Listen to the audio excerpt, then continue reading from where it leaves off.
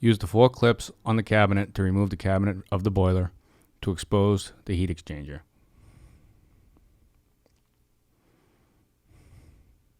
First, we want to shut off our gas supply, confirm that power is off to the system,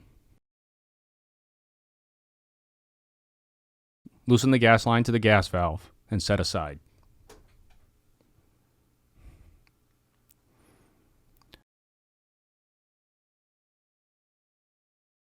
Next, we want to remove the air attenuator.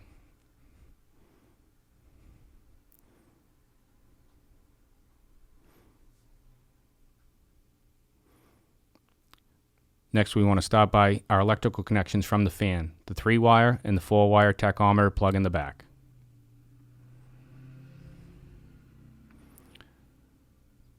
Release the 2 clips on the top of the heat exchanger to loosen the burner assembly. Remove your wiring from the gas valve. Lift straight up and back. Put aside in a safe place. Remove the gasket for inspection. If there's any cracks or hardness within that gasket, it should be replaced. Otherwise, it's reusable. Be sure to set that aside also in a safe place. Next, remove your distribution plate. Inspect that also for any cracks, warping. Then we move on to the ceramic burner. This is a critical piece. We want to make sure there's no cracks, debris, or any discoloration within that piece. Make note of the tab. This will expose the inside of the heat exchanger of the GB boiler. Remove the bottom plate, which is your condensate collector plate. That will be need to be cleaned as well. Remove the baffle. Also set that aside. Check your flue collector for any blockages or debris. If so, remove it. Reinstall the condensate collector plate on the boiler. Inspect your hot surface igniter and your flame rod. With the condition of these 2 items at this point, it's highly suggested that the customer should be replacing those. Inspect the heat exchanger for cleanliness. As you can see, this boiler is a little dirty. The hot surface igniter or flame rod should be removed or covered for protection from any oil that we're going to be using in water.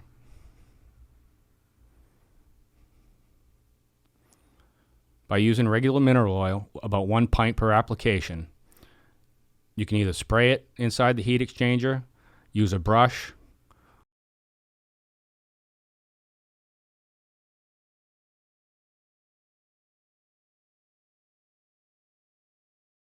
when adding the mineral oil, be sure that you give it time to soak down through to the bottom of the heat exchanger.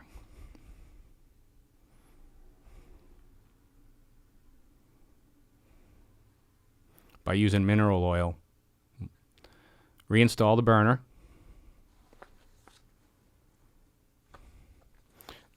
Next, we're going to reinstall our diffuser plate and our burner gasket. Be sure it's installed properly. There is a ridge inside underneath the gasket that sits inside the heat exchanger. Reinstall a combustion fan. Securely fasten both clips, one on the left and one on the right. Make sure you do not pinch a gasket. Next, we're going to reconnect all our electrical connections to the fan, to the gas valve,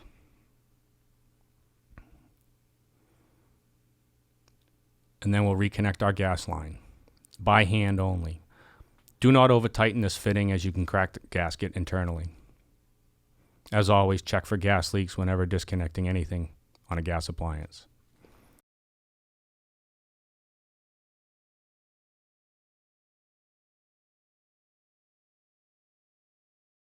Next, we want to run the system on high fire for 10 to 15 minutes to burn off all the oil. The mineral oil will pulverize any calcification that's stuck inside the heat exchanger and loosen it free. After this is complete, we're going to reverse the process again by removing the gas line, all the electrical connections, and the combustion fan assembly from the boiler. We're also going to remove the gasket, the diffuser plate, and the ceramic burner again. When flushing the heat exchanger, be cautious. Parts could be hot. And also be sure to cover any electronics underneath. Once again, mineral oil's burned off, looks a little cleaner. Now we need to flush it. Remove or cover your flame rod and your hot surface igniter for protection.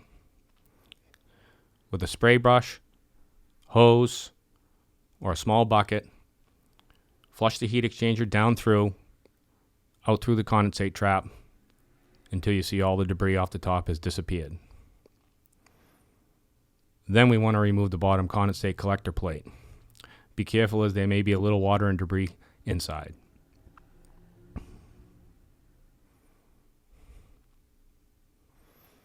As you can see, it's wet.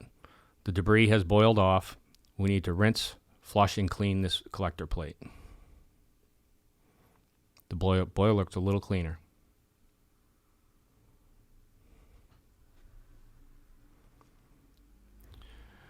Rinse and clean the collector plate by whatever means necessary. Then we want to wipe it off and inspect the gasket on the plate as well. Once again, any cracks, hardness in that gasket, it should be replaced.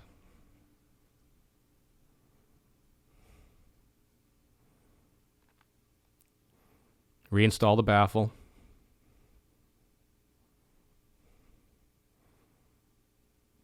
And next we want to remove the condensate trap. We want to rinse, flush, and clean that as well. As you can see, this condensate trap has been damaged and has been corrected temporarily by some tape. This should be replaced, and the part number for that item is 75978, which you can get through your local wholesaler.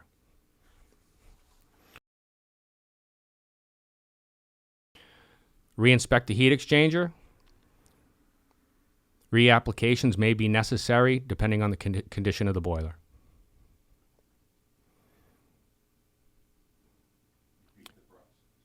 Repeat the process if necessary.